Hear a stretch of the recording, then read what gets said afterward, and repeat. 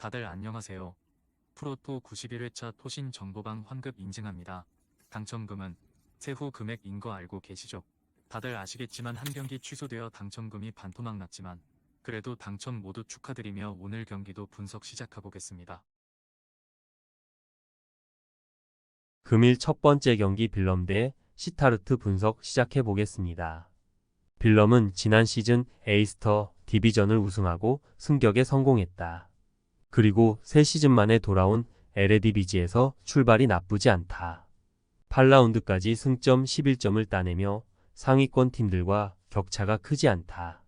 칸 바센과 산드라 등 투톱이 나란히 3골을 터뜨리며 공격을 이끌었고 두 대만의 측면 존재감도 인상적이었다. 휴식기 전 경기를 승리했기에 이 경기를 통해 연승을 노린다. 시타르트는 휴식기 전 라운드에서 가장 놀라운 결과를 낸 팀이다. 우승 후보인 알크마르를 홈에서 상대했는데 호드리구 구트의 결승골로 제압했다. 강팀 상대로 다소 고전 중인 모습이었지만 알크마르를 잡았고 원정에서 연승 도전에 나선다. 단, 원정 일정이기에 무리한 운영보다는 포우스와 로레인츠 등 중앙이 수비적으로 임할 것이다. 빌럼의 승리를 본다. 시타르트는 구트와 핀투, 아데우에 등이 나서는 수비가 원정에서는 다소 기복을 보인다. 또 할릴로비치 의존도가 높은 공격도 감안해야 한다. 두데만과 니제 등 돌파가 좋은 선수들이 상대 수비 뒷공간을 공략해 기회를 만들 수 있고 바센이 해결할 홈팀이 승리할 것이다. 금일 두 번째 경기 엠폴리 대 나폴리 분석 시작해 보겠습니다. 엠폴리는 시즌 개막 이후 늘 상위권을 유지했었다. 6경기 연속 무패를 기록했기에 3위권까지 치고 올라갔었다. 그러나 휴식기 이전 라치오 원정에서 패하며 10위로 추락했다. 물론 세리에가 시즌 초반 치열한 순위 경쟁 중이기에 한 경기 결과에 따라 순위 상승이 가능하지만 아쉬운 패배였다. 강팀을 상대하는 이번 홈 경기는 무리한 공격적인 운영보다 파치니와 그라시 등 중앙 미드필더들이 수비적으로 나설 것이다. 나폴리는 연승에 성공하며 선두로 치고 올라왔다. 강력한 경쟁자인 밀란 연고의 두 팀과 유벤투스가 다소 주춤했기에 가능한 결과였다. 새로운 팀에서 본인의 존재감을 확실하게 보이는 루카쿠가 최전방에서 잘해주고 있고 푸비차와 폴리타노, 네레스 등의 이선 지원도 빼어나다. 로보트카와 앙기사 등 대표팀을 다녀온 선수들도 건강하게 돌아왔다. 나폴리의 승리를 본다. 엠폴리는 이스마일리와 비티 등 최종 수비가 안정적인 팀이다. 또 그라시의 중원 수비 가담도 원활하다. 그러나 전력의 열세를 극복하진 못할 것이다. 로보트카와 앙기사가 중원에서 점차 주도권을 잡을 수 있고 루카쿠의 파워 넘치는 문전 앞 침투가 있을 나폴리가 승리할 것이다. 금일 세 번째 경기 마요르카 대 라요 바에카노 분석 시작해 보겠습니다. 마요르카는 무리키의 시즌 초반 공백에도 상위권 순위를 유지했다. 4일 라인과 아부돈 등 스트라이커 자원의 골은 적었지만 로드리게스와 페르난데스가 예상 밖의 마무리 능력을 보여줬다. 또 늘 그들을 라리가 잔류로 이끌었던 수비력이 올 시즌에도 안정적이다. 라일로와 모이카, 마페오 등 팀의 최종 수비가 어느 팀 상대로도 확실한 경기력을 보여주고 있다. 라요는 휴식기를 무패로 들어가며 8위로 올라섰다. 지로나와 아틀레티코 등 챔스 진출팀 상대로도 패하지 않았고 하위권 팀 상대로는 확실하게 승점을 챙겼다. 콜롬비아 대표팀의 주장인 하메스 로드리게스가 2선에서 엠바바와 함께 팀의 공격을 이끌었고 팔라존도 역할을 했다. 접전을 본다. 마요르카는 에스파뇰에 패하며 연승이 끝나긴 했지만 홈 경기력은 믿을만하다. 코스타와 모를라네스 등 중원에서 중심을 잡아줄 선수들도 있다. 단, 라요도 쉽게 물러서진 않을 것이다. 르젠의 리드 아래 경기 내내 상대의 공세를 막아낼 원정팀이 승점 1점을 챙길 수 있다. 금일 네 번째 경기 헤라클레스 대 아약스 분석 시작해 보겠습니다. 헤라클레스는 고어헤드에 패하며 연승이 끝났다. 그래도 최근 4경기에서 승점 7점을 따내며 중위권 도약을 노리고 있다.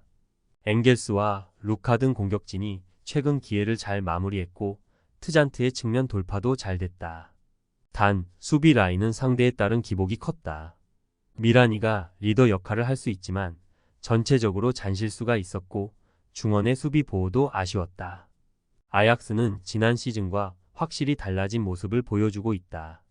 좋은 베테랑 선수들을 모두 내보내고 어린 선수 위주로 팀 컬러를 바꾼 지난 시즌 초반 극도로 부진했는데 후반기에 반등했고 이번 시즌은 우승권 전력을 자랑 중이다.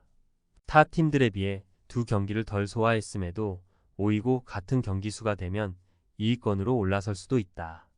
베르바인의 이탈에도 트라오레와 미카 고즈 등이 그 공백을 완벽히 메웠다. 아약스의 승리를 본다. 헤라클레스의 홈이지만 아약스가 경기 내내 상대를 압도할 수 있다. 다음 일정이 아제르바이잔 원정이지만 시간이 충분히 있는 아약스기에 클라센과 핸더슨이 중원에 나설 수 있고 브로비와 베우호스트, 아크폼이 상대 수비를 몰아치며 승점 3점을 챙길 것이다. 금일 5번째 경기 흐로닝원 대 위트레흐트 분석 시작해 보겠습니다. 흐로닝원은 승격 이후 나선 에레디비지에서 초반 2승 2무를 기록하며 출발이 좋았다. 그러나 헤렌벤 원정 패배 이후 3연패를 당하며 순위가 추락했다. 스크레더스와 포스테마 등 최전방 공격수들이 분전했지만 중원의 경기력 저하가 아쉬웠다. 이 경기는 홈이지만 강팀을 상대하기에 연패 탈출을 우선으로 임할 것이다. 위트는 알크마르 원정 승리에 이어 발베이크도 잡고 2위로 뛰어올랐다. 아약스전이 경비 인원 부족으로 인해 취소됐기에 타 팀보다 한 경기를 덜 소화했음에도 오직 호벤만을 위로 두고 있다.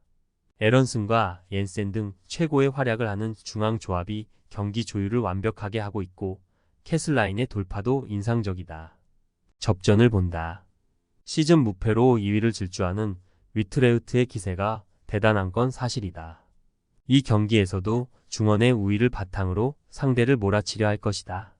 그러나 렌테와 바쿠나 등이 수비 라인을 두텁게 하며 강팀과 맞설 것이고 늘 수비 진영에 7명 이상을 배치할 흐로닝원의 골문을 쉽게 열지 못할 것이다.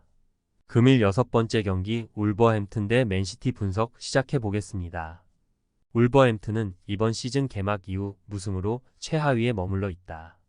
빌라와 리버풀 상대로도 골을 넣었고 브렌트포드 원정에서는 3골을 터뜨렸지만 원하는 성적과는 거리가 있다. 거기에 한국 대표팀에 차출됐던 황희찬이 부상을 당했기에 벤치 공격 옵션도 줄었다. 게데스와 사라비아 등이 선발 출전할 라르센을 지원해 공격 상황을 이끌어야 한다. 맨시티는 리버풀에 이어 2위를 달리고 있다. 무패를 기록 중이긴 하지만 뉴캐슬 원정에서 무승부를 기록하며 승점 1점 차로 역전당했다. 그래도 벤치에서 나올 보조 공격수가 없고 데브라이너가 부상을 당한 걸 감안하면 실망할 초반은 아니다. 홀란드와 실바, 포든과 도쿠 등 대표팀 일정을 소화한 선수들도 건강하게 돌아왔다. 맨시티의 승리를 본다. 자주 스파르타, 프라하 상대로 챔스 일정이 있긴 하지만 홈 경기고 시간이 있기에 굳이 로테이션을 가동할 이유가 없다. 실바와 그릴리시, 도쿠의 이선 지원 속에 홀란드가 허술한 상대 수비를 몰아칠 맨시티가 승리할 것이다. 토신 최종 조합은 영상 아래에 고정 댓글로 말 걸어주시면 토신 정보방에서 무료로 공유해드립니다. 제발 손해보면서 토토하지 말고 다같이 웃으면서 즐겁게 베팅합시다. 함께 하실 분들은 부담 갖지 마시고 편하게 말 걸어주세요.